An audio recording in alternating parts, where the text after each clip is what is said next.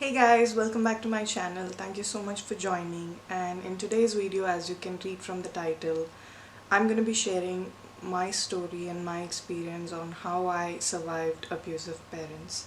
Now, I just want to put out a disclaimer saying I'm not a doctor nor a medical professional or someone who's certified to counsel anyone or to advise anyone in this issue.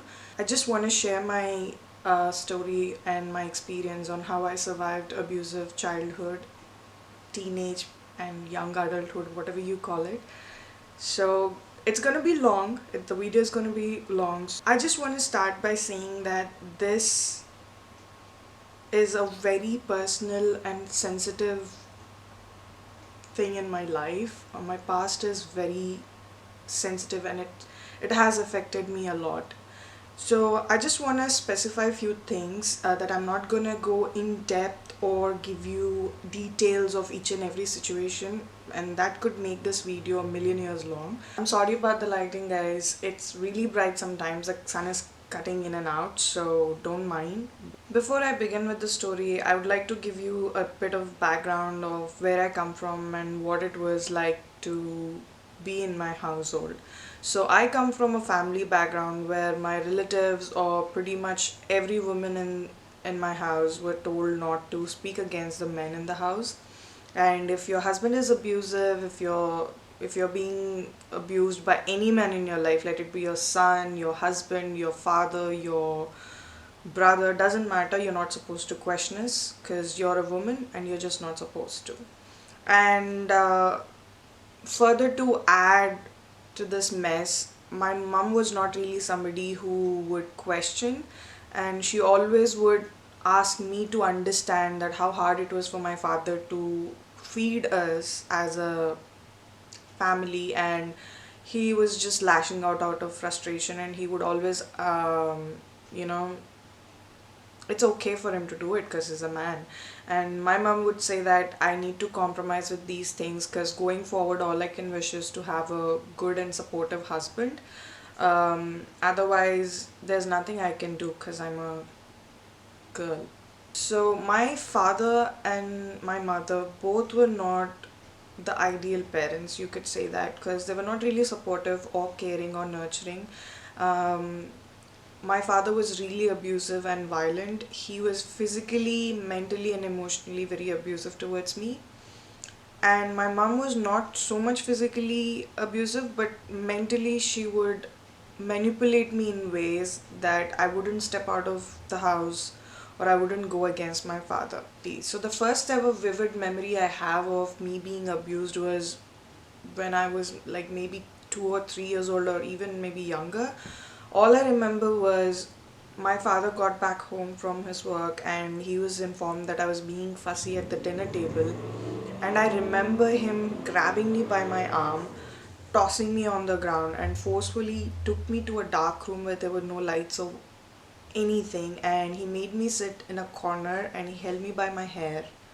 He was this close to my face, yelling and screaming. And the next thing I remember was this hot soupy rice was thrown onto my face and it went into my eyes and I instantly started burning. So now you can understand how tough it was to grow up with that kind of an environment as a kid. There were days when I would beg him to stop hitting me. It was not like a spank on the butt or maybe a slap on the cheek. He would hit the life out of me. Like, he would beat me to death if he could. Like, I thought I couldn't survive. I won't survive this. And the minimum time that he took to vent out his frustration was 45 minutes, and it could go on to hours together.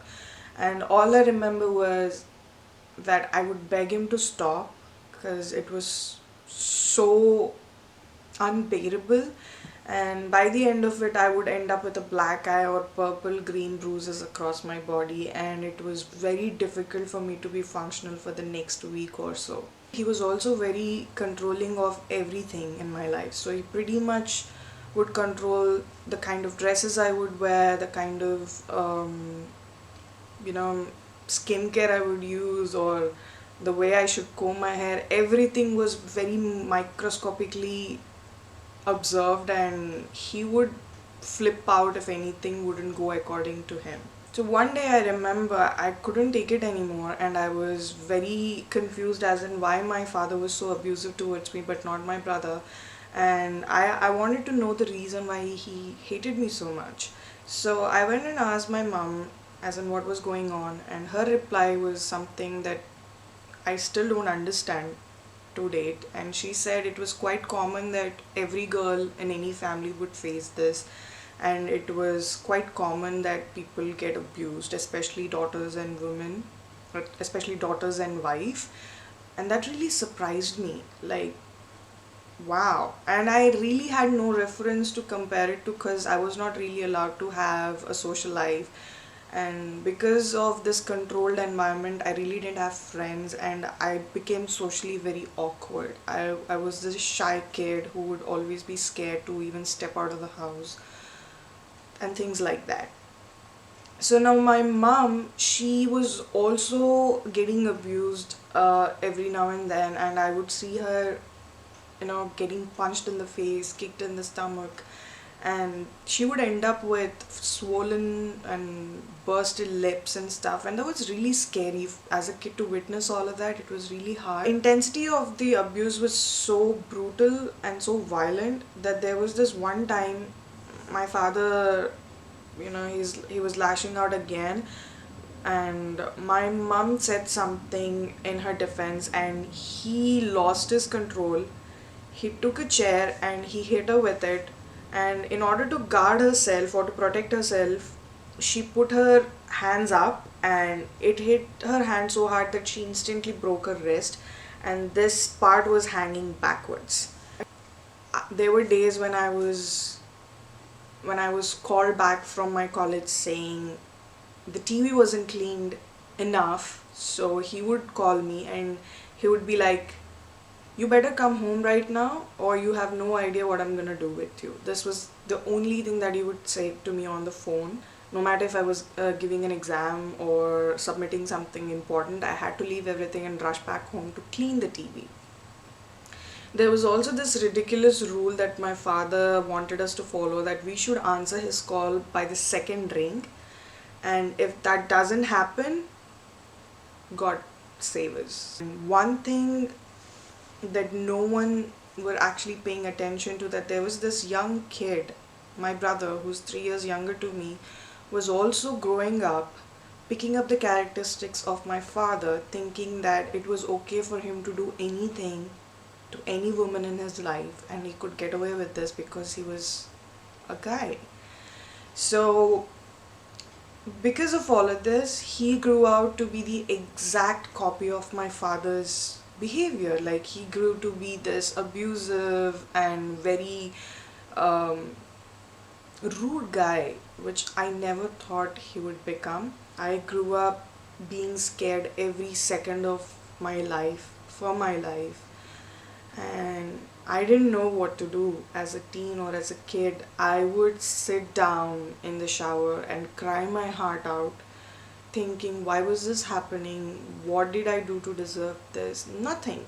And there were days when I would even doubt the fact that if I was their kid, was I adopted because of which they're doing this to me, or I had no clue at all.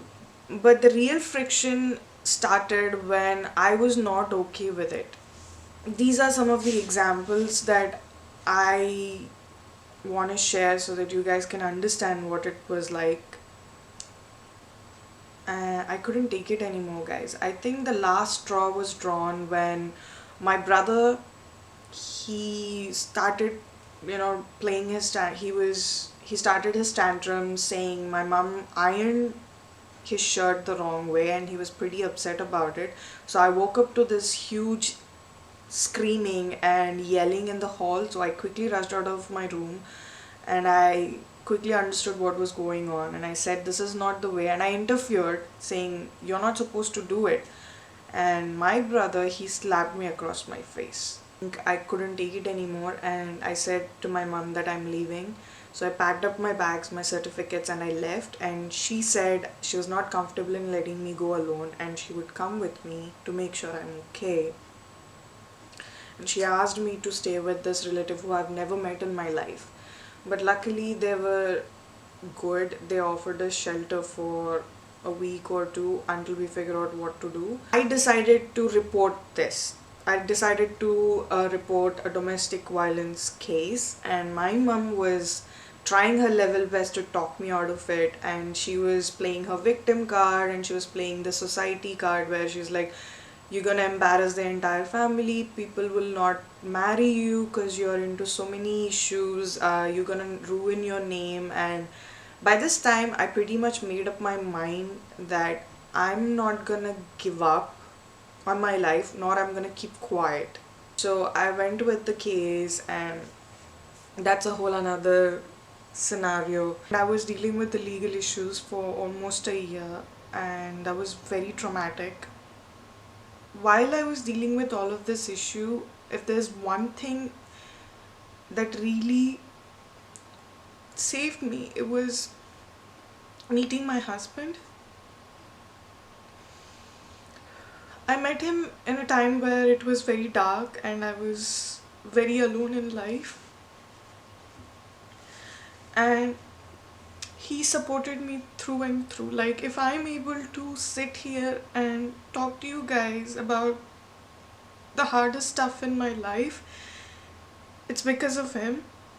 And we really connected well. And mind you, this was the time when I was scared of everyone in my life, and I never really let any guy close to me because I was scared that they would hurt me. And because of all the things that my father filled in my head, that if a girl would go out alone against her family, she would be forced to become a prostitute or a sex worker, or she would be raped. So me and my husband, we really clicked and we really connected very well, because later on after dating I got to know that he was also a neglected child in his household, and I believe that's what brought us together, and we knew how to ease and comfort each other because we know the pain that we went through. We we decided to get married because we wanted to, and it was not because of the situations or anything. We really wanted to start our life as individuals and as a couple, so we decided to get married. And the luck was not in my favor again. My in-laws were not somebody who was really happy to have me as their addition in their family, because there were a lot of other factors that they were worried about. They didn't like that I was from a different caste and I was a single woman living alone without a family support, and my background was something that concerned them a lot, and they made it very clear that they were not happy with our marriage. And I had to go through another set of emotional and mental trauma all over again.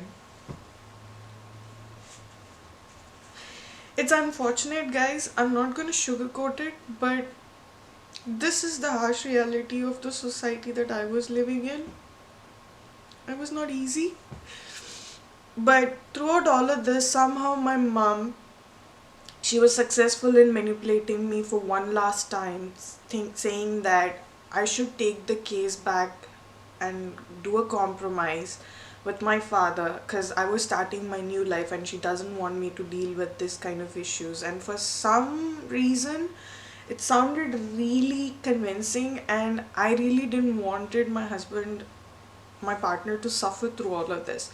So I got to a compromise where I wanted him to give me in return that he wouldn't interfere with my life going forward, and he wouldn't touch my family, or whatever happens, my kids and everybody should be safe from his reach.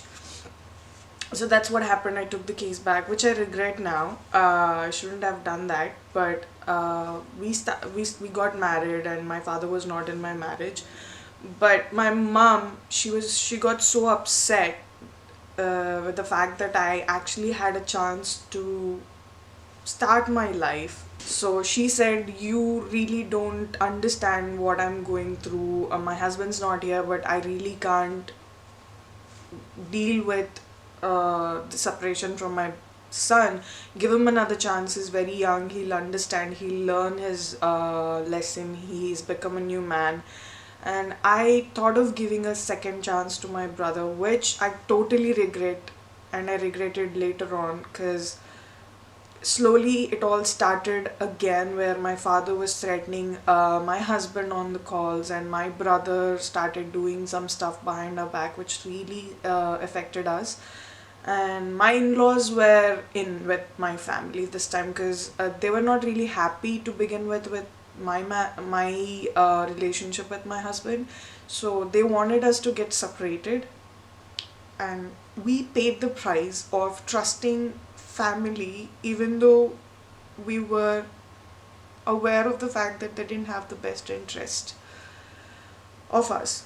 Mom also didn't have the best of my interest, and she would always be partial towards my brother and my father, and she started acting up. So she started calling me homewrecker, or she started lashing out on me, saying I ruined her life because she left her house, and now her husband wouldn't take her back, and that she misses him and all of that. And by this I've had it, and I was ready to leave anyone and everyone behind to have a life of my own. I asked her to leave if she wanted to, so she went back. I'm 28 years old, guys, and I lived in that situation for 27 years, and it's not easy. It was very hard. I didn't understand. I was so clueless as in why this was happening with me, and I didn't understand why my mother was not concerned about it. None of this made any sense, but if I've learned something out of this experience is that nobody really helps anybody. Like, everyone are aware, my relatives, so-called relatives, who are very quick to judge me now that I dragged the family's name to dirt and I really ruined the family's reputation and all of that. I never really had a reputation to begin with. It was all broken. The relationships were damaged beyond repair, and I just saved myself from that environment because it was so poisonous to live in it. And I couldn't even imagine having my family in that situation. Like, it was not okay and it was not acceptable. And what I learned is keeping quiet or putting up with that abuse is not an option. You're gonna have to help yourself. Don't care and don't worry about the people that are around you or the society that is around you. It all boils down to the point where you are the only person that can help yourself. Get out of it. Leave that toxic relationship. Doesn't matter. Parents are not gods. And why am I saying this? Because there was this constant statement that my mom used to tell me, that because she gave birth to me, there was no law in this world that could hold her accountable if she killed me. And she is allowed to do it because she's my mother. And that's the mindset of my parents that they had, that they could abuse a kid because they're parents, and that's okay. Let me tell you, it's not okay. It's not right. Morally, ethically, even legally, it's not right. No one is allowed to abuse anybody physically, mentally, or emotionally. Boy or a girl, doesn't matter. Every child is equal, every child is equally precious, and every child is equally important, and you should treat all of them the same. And I decided in my life that I'm not going to put up with this abuse anymore. So I consciously made a choice to cut off my communication and any kind of relationship with my family. Not at all a mistake that I'm a woman in the first place, and it's not my mistake that I was abused by my parents. And if I stood against them, that's because I know that's right, and that's how you should deal with it. The reason why I'm making this video is because last year, while me and my husband, we were dealing with a lot of issues in our life because of our families. I saw this video that was uploaded by Komal from Myhappinesz here on YouTube. She is an awesome person. She's such a brave woman. She shared her experience and her story of how she survived abusive childhood. And The moment I started watching that, and halfway through the video I started crying, not because I was so hurt, because it felt like she was literally talking about me, or she was talking about my story and my experience. And I remember playing that video so many times that day, and every time I watch it I would end up with this comfort or feel of ease. And I decided that I want to be that video to somebody out there. Physical violence or emotional violence itself is a very hard thing to go through, and it's not your mistake. What's not okay is to live with it, or to compromise thinking that you're a girl and that's your mistake. That's not at all okay. Fight with it. Fight against those abusers. Take help, get help, any kind of help. Ultimately, it's you who have to take control of your life. You have to fight against it. Do whatever it takes, like maybe go out, speak to somebody. You're gonna have to help yourself because it's your life. And if you keep quiet and you put up with the abuse, it's you who's gonna lose the chance of living your life the way you want to.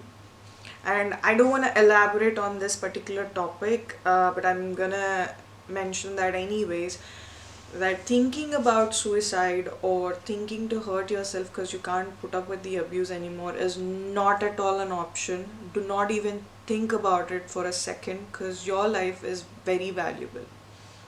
You realize it, you get through that hardship, and once you are done with everything, you will be rewarded with a chance to live your life the way you want to, and maybe experience all that life that you've lost. I know this is a sensitive topic, and not all of us are comfortable speaking about it, but I want to do it anyways because I want to make this channel a safe place to talk about hard things. So go ahead, give your thoughts and views in the comment section below, and I'll also leave the links to the video which I'm talking about in the description box below, so make sure you check that out. And what I want you guys to take away from this video is, if there is somebody in your life that you know that are going through something like this, please help them out. So people who are in this kind of situation are very scared, and they're scarred from the experiences that they had. So for them, even to reach out and even to talk to someone is a big thing, and they can't do it. They just can't find that courage. So let's make a conscious effort of at least questioning the person who's abusing, because I feel that's enough to put a halt or put a stop to that abuse. Because once the abuser is questioned, or even like if you raise your voice, that's it. That's all it takes. And surprisingly, it took me 27 years to realize that. And the more we keep quiet, the more they they become abusive. I feel like abusers feed on the fear of their victims. So question it, raise your voice. That's enough, and you'll see how quickly you can change everything around you. I know it's hard. I know it'll be very tough to go through all of this, and there'll be a lot of people around you to judge you, criticize you. You know what? They don't know what you go through. They don't know how you even manage to be here in this place in your life. So don't even bother. And people who genuinely have interest and who genuinely wants you to do well in your life, they'll stick with you no matter what happens. And I learned that. One thing I'm thankful about the experiences that I had is it really showed me the true nature of people around me, and I was able to cleanse my life from all the unwanted relationships and negativity. The aftermath of all of this is I am severely suffering from PTSD, depression, and anxiety. I'm not self diagnosing, I was clinically diagnosed by a medical professional like my general physician and a psychologist. And I'm gonna put up a picture of myself when I was in college somewhere on the screen, and this is not edited or photoshopped, guys. This was me when I was living with my family, and you could see that this is the impact of physical, mental, and emotional abuse on a person. So I'll be talking about this in another video where I dedicated only how I managed to deal with PTSD, depression, and anxiety, and what I'm doing to recover from it. And thank you all for taking this time to listen my story, and I'll see you guys in my next video.